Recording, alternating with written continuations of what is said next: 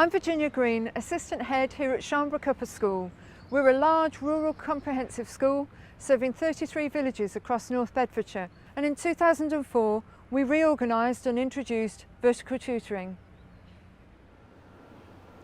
Here at Sharnbrook, our tutor groups are organised so that every group has students from every year group in the school. And we find that in that way, it's a situation that replicates more real life, where you work with people of different ages and stages to yourself.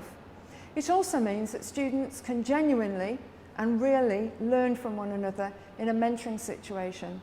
It also means that they have the same tutor right through the school, somebody who will get to know them really, really well, and somebody who therefore has a relationship of trust and can advise and help them.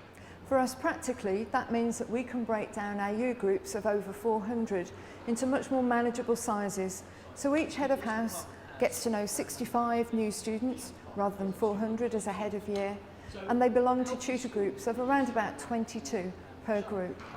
So there are two things that I need feedback from you. One is vertical tutoring brings people from all years together to give experiences to help each other. We have people from different age groups from year 9 to year 13, and there's about 2 or 3 from each year group, and we all kind of mixed as a form. And it kind of feels like a big kind of family, because you can have people to turn to, or like if people want help, you can like give them advice and help them with like coursework or just advice in general. So to me it feels like a family. Well, in vertical tutoring we have 20 minutes a day within tutor time itself.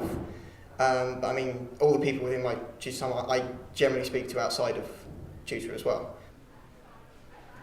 Well, we took about 12 months to roll out from horizontal to vertical tutoring. Clearly there are training needs for all staff. They will be tackling different issues to do with different year groups that perhaps they're not used to. And so things like writing UCAS references were important. Staff were very wobbly about that. And dealing with issues lower down the school for those who've been sixth form tutors was also very important. Since the introduction of vertical tutoring, we have seen our grades improve year on year. And whilst we can't statistically prove it, we do feel that it's helped us with our intervention programme in year 11, because students are often only in a group where there's 1 student on it, rather than maybe 7 in a year 11 tutor group. And we feel it's helped students to be better known and therefore better supported as they're actually preparing for their exams. We've also experienced what we believe is the most profound change, which is in the general atmosphere and ethos in the school, where students perhaps feel part of a bigger thing, a bigger community that they belong to. Sixth formers particularly now have very real roles to fulfil, helping lead tutor groups, helping lead their houses, helping organise inter-house events. And this has really given them genuine opportunities to develop as young people and as young adults ready for society. As with any system, there are always downsides and things that you need to prepare for. There's a period where actually you need to re-educate everybody in your school community. It's not always straightforward for people to start talking the right language and thinking through in the way that vertical tutoring operates. Clearly for us, communicating across 84 different groups requires quite a lot of forward planning, quite a lot of thinking, and perhaps a preparedness to do things differently. So my advice to you would be as follows. I think the most important thing to do is to visit other schools that are already operating a vertical tutoring system. Don't just take staff, take students, so make sure that they meet other students and see in practice what vertical tutoring might look like.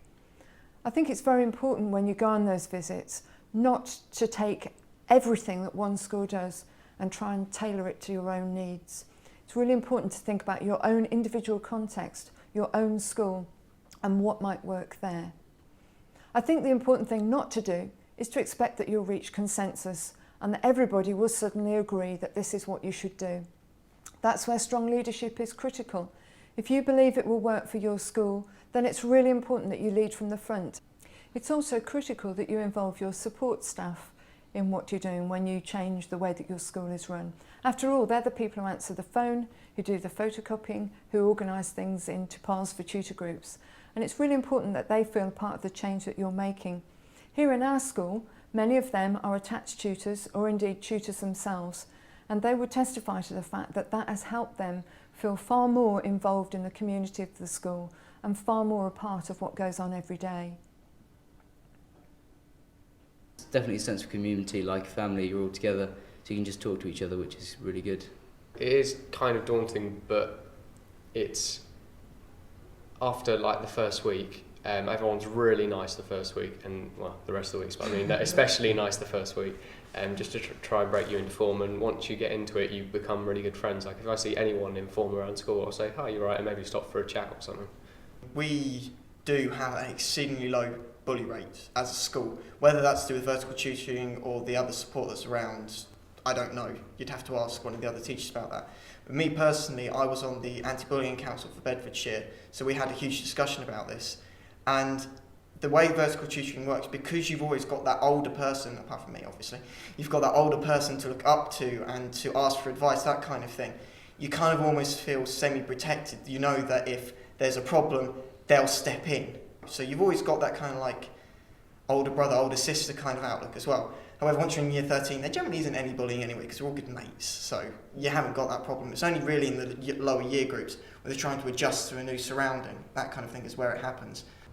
Over the last 6 years, we've found that young people have been better prepared as citizens of society and more appropriately helped and supported in their studies. That's why we think it might be worth your school having a look at whether or not it might help your students in exactly the same way.